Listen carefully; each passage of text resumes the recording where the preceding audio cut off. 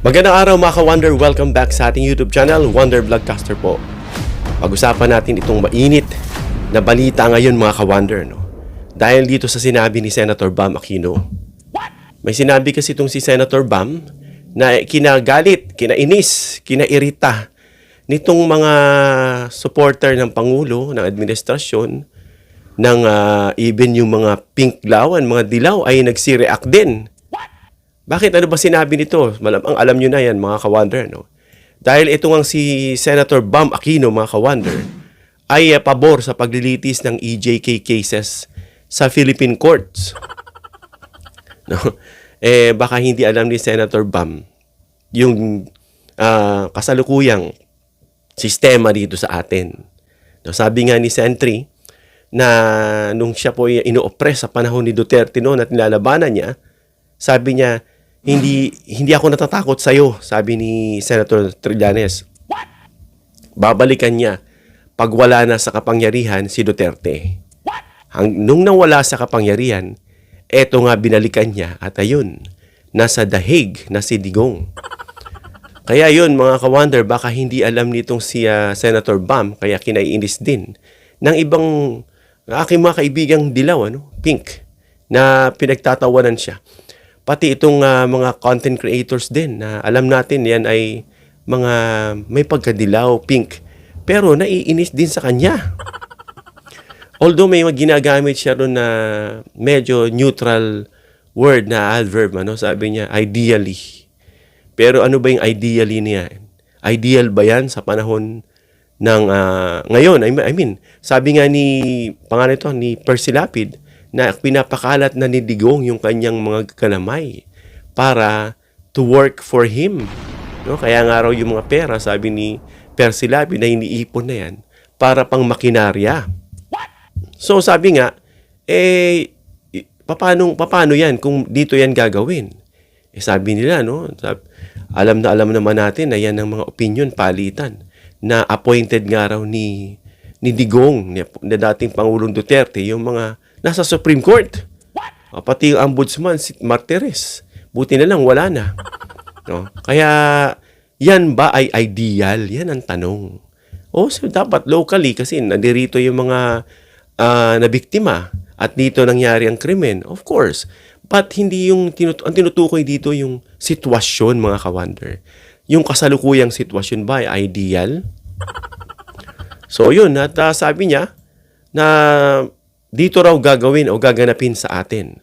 At nagalit o medyo nainis si Sentry sa kanya, mga ka-Wonder, dahil sa sinabing statement nitong si Bam Aquino.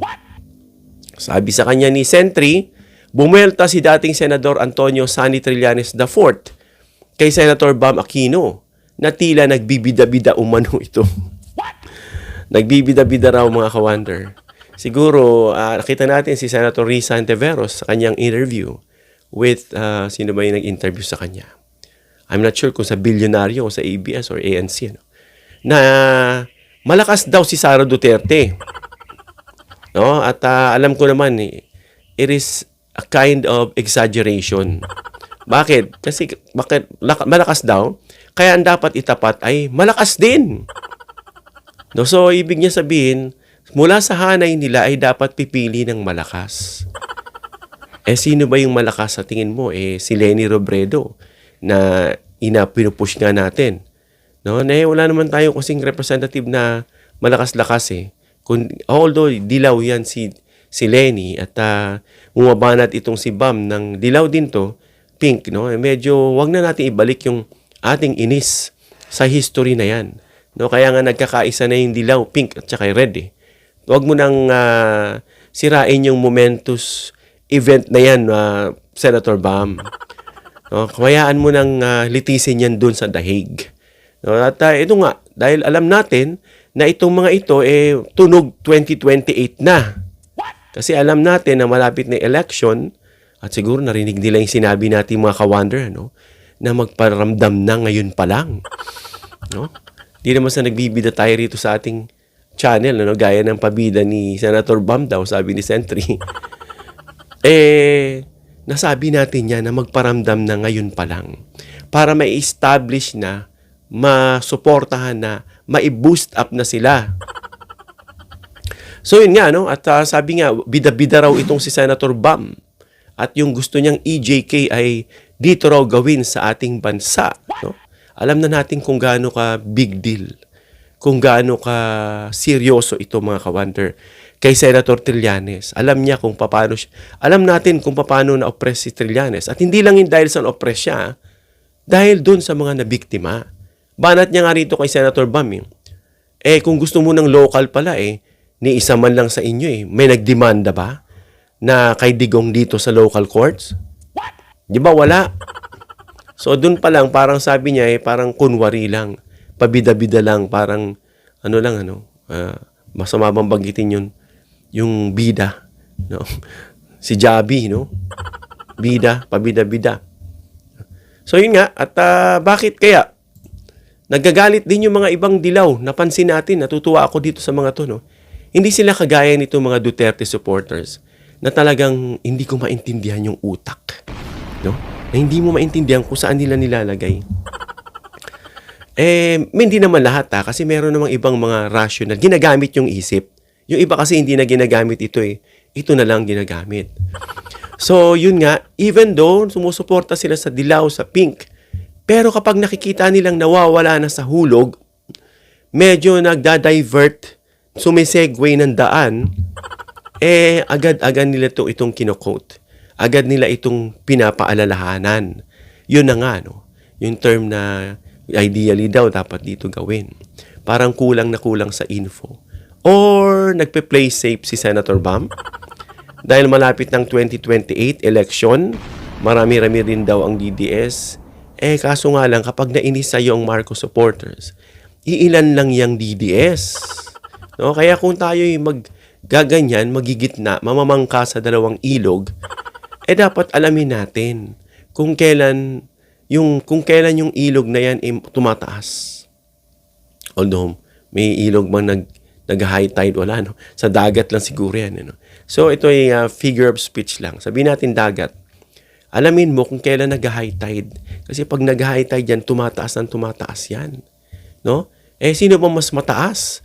Yung mga supporter ng nasa tama o nandoon sa mali? Kaya dapat timbangin mo kasi one way or the other, baka ma-compromise mo yung gusto mo pa, sabi nga ang maghangad ng sandakot. Ano ba yan sabi? Sangsalop ang nawawala. Parang ganun ibig sabihin natin. O sabihin lang natin, kapipili na uuwi sa bungi. Di tayo pamilya dun sa isa nakalimutan natin. So, dapat, dun tayo sa totoo. Huwag tayo magpe-play safe. Gaya ng ginagawa ng ibang mga kongresista. No, gumigit na. Akala nila hindi natin alam. No? So, yun. Pagsasabi mo lang kasing ideal yan kapag ang isang bansa ay yung huridikatura niya o impluensya walang political influence. Sunod din dyan, yung may protection. No? Isa yan sa nakikita ng ICC.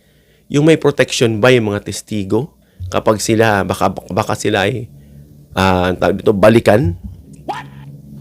At walang kultura ng impunity. Meron dito sa atin. Si Larry Gadon nga, Secretary Larry Gadon, na-disbar. Bakit si Sara Duterte, yung kanyang sinabi at saka threat sa Pangulo, Hindi lang yan ordinaryong tao. Pangulo yan. First Lady at former Speaker na si Martin Romualdez. Bakit hindi yan madisbar? No, kung pag-uusapan kasi natin dyan, yung Code of Professional Responsibility and Accountability, malamang, sabi nga malamang may potential na dapat madisbar si Sara Duterte. Pero siguro mas inuuna nila yung mga bagay na dapat mauna at in-next or to follow na lang yan. So yun nga, galit na galit si Trillanes at mukhang nagpaparamdam lang itong mga ito dahil sa 2028 election, pero tandaan nyo, ang mga taong bayan ay nagmamasid. No? Nagmamasid ang mga taong bayan. At alam nila kung sino yung nagpe-play safe. No? Alam nila kung ano ba ang motibo mo. Huwag na tayo magbida-bida kasi baka mamaya kabibida natin mangyari niyan, magiging kontrabida pa tayo. So yun ang sinabi ni ni Sentry. Sentry kasi very transparent. Noong nakaraan nga, binanatan niya si John Vic, na hindi naman dahil sa galit ka. Minsan kasi pag lumalagpas ka na dun sa track mo na dapat mong sundan at lumilihis ka, kasi hindi ka nakafocus dun sa ginagawa mo, kino-quote ka niya. Ganon din dito kay Senator Bam. No? Na binanatan nga raw siya ng mga tao nito noon. No? Nila Lenny, dahil nga dun sa sinabi niyang remark nga. No? Ngayon, pinatunayan daw ni Senator Bam na totoo dahil sinabi nga niya na mas okay daw ang EJK cases na dito litisin sa ating bansa. So, yun nga. Huwag muna nating i-look forward yung 2028 kasi hanggat hindi pa nangingitlog yung manok, huwag muna nating bilangin yung sisiw. So, hanggang dito lang tayo mga ka-wonder. Comment down below your opinion at babasa natin. Please give me a thumbs up if you like this video para ma-share ni YouTube sa iba pang viewers. Please share this video para malaman nila yung opinion ni Bam na nirebuke o binweltahan ni Sentry na hindi nga ideal yung ating panahon ngayon para litisin dito. Otherwise, sabi nga nila, baka maabswelto lang yan kung dito nilitis sa atin. Please subscribe, hit the notification bell icon and choose all bilang suporta sa aming mga content creators. Hanggang sa muli mga ka-wonder. God bless.